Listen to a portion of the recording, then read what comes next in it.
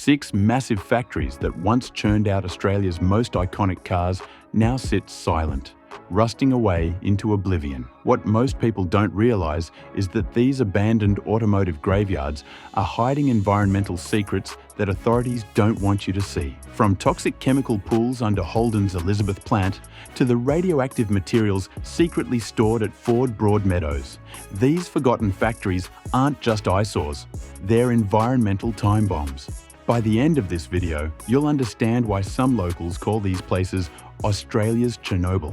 Number 6. Holden's Elizabeth plant, the death of an icon. For over half a century, the Elizabeth plant stood as Australia's automotive fortress.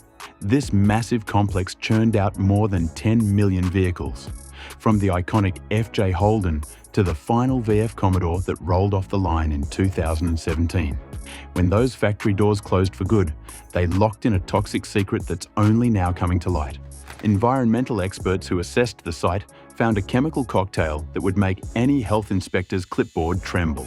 Decades of manufacturing left the soil saturated with heavy metals, petroleum hydrocarbons, and chlorinated solvents. These industrial leftovers didn't politely stay put. They've been migrating through groundwater, creating a contamination zone that now extends into surrounding neighbourhoods. The cruel twist? Many former plant workers who spent decades building Holdens now live in these affected areas. The very factory that provided their paychecks has potentially compromised their health in retirement. One local homeowner discovered he couldn't even plant a vegetable garden after soil testing revealed concerning contamination levels. When environmental groups investigated further, they uncovered a financial black hole. Cleanup estimates ranged from $50 to $100 million, but property developers who acquired the site have allocated just a fraction of that amount, creating a standoff between profit margins and public health. The most alarming discovery came during advanced testing that revealed chromium-6, the same notorious carcinogen from the Erin Brockovich case. At levels 20 times higher than safety standards permit, this finding galvanized the community into action. Number 5. Ford Broadmeadows, from falcon muscle to urban ruin. While chromium-6 turned Elizabeth into a toxic battleground, Ford's Broadmeadows plant tells an equally disturbing environmental story. Just 16 kilometres north of Melbourne's CBD, this mammoth 100-hectare facility once produced Australia's beloved Falcon, the muscle car that defined generations of petrolheads.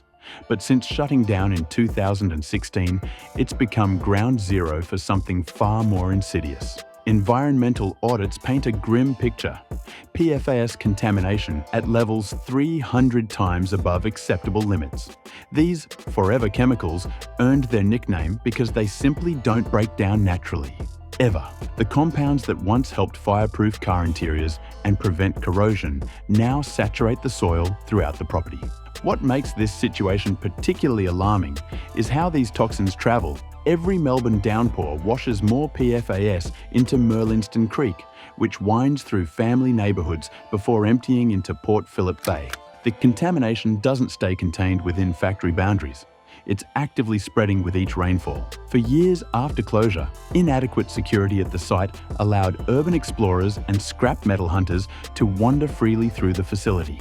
Some later reported strange symptoms, persistent rashes, respiratory issues, and unexplained headaches. They'd come looking for automotive history, but left with chemical exposure.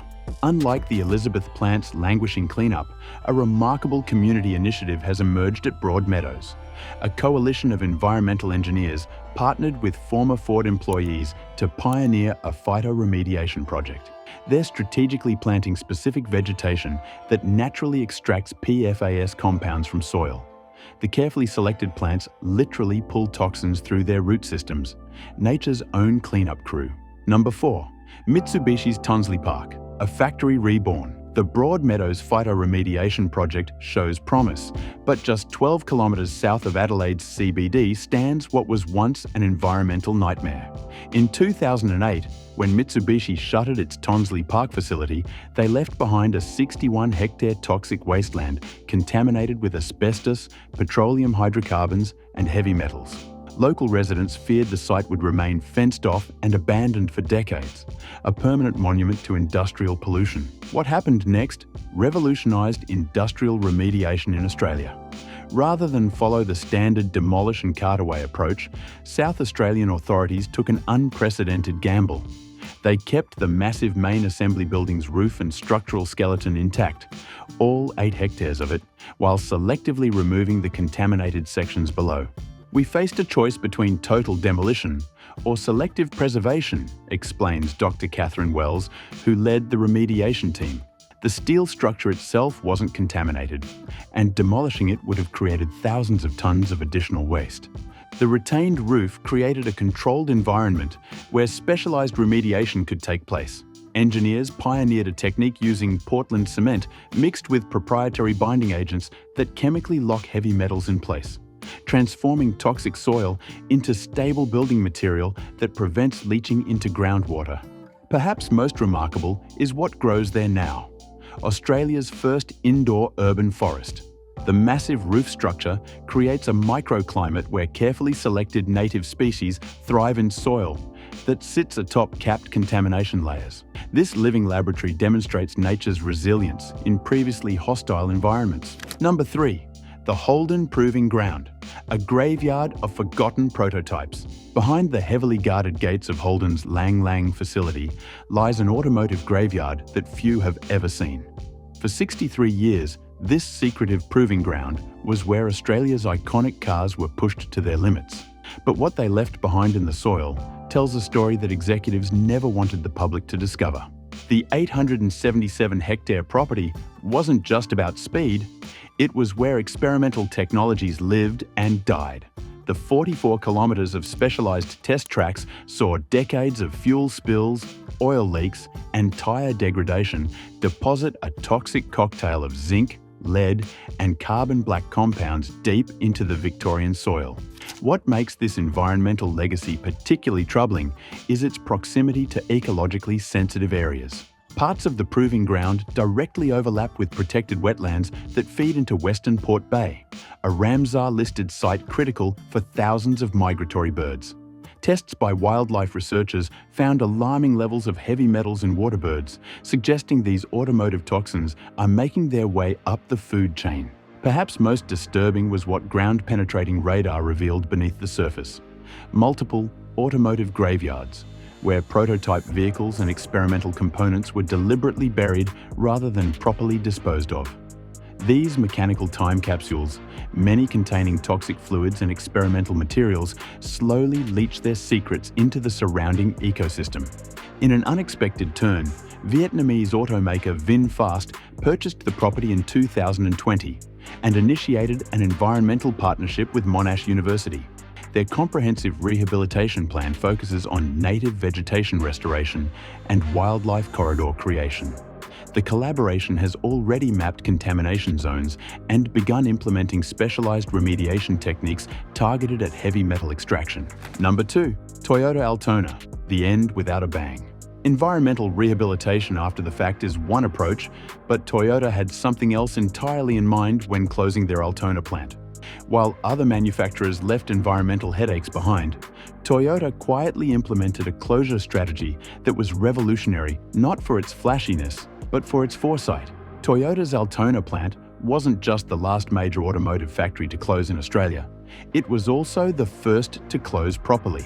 The Japanese automaker earmarked $50 million specifically for environmental remediation before even announcing the shutdown. This wasn't a reluctant concession, it was central to their exit strategy. What makes Toyota's approach remarkable is how it highlighted the inadequacy of Australian environmental regulations. The company's Japanese leadership brought their home country's stringent standards with them, implementing soil remediation targets 5 times stricter than Australian requirements. This zero-contamination legacy philosophy turned conventional industrial closure wisdom on its head. Perhaps most fascinating was the revelation that Toyota had maintained a secret environmental surveillance program throughout the plant's operation. For decades, they'd been monitoring groundwater quality around the facility, creating detailed contamination maps that pinpointed exactly where environmental intervention was needed. The thoroughness of Toyota's approach stands in stark contrast to the environmental nightmares left behind by other manufacturers. Their remediation wasn't just thorough, it was transformative. The former manufacturing site hasn't sat dormant or been converted to generic warehousing. Instead, it's been reborn as the Hydrogen Center of Excellence, where research into zero-emission transportation continues. Number 1. HSV Clayton, where the V8 madness ended. Not all environmental rehabilitation stories have Toyota's clean ending. At HSV's Clayton facility, where ordinary Commodores were transformed into fire-breathing performance machines, scientists discovered something unique beneath the concrete, an unprecedented cocktail of exotic compounds that's challenging conventional cleanup methods. Unlike mass production factories, HSV's specialty manufacturing created a remarkably complex contamination profile.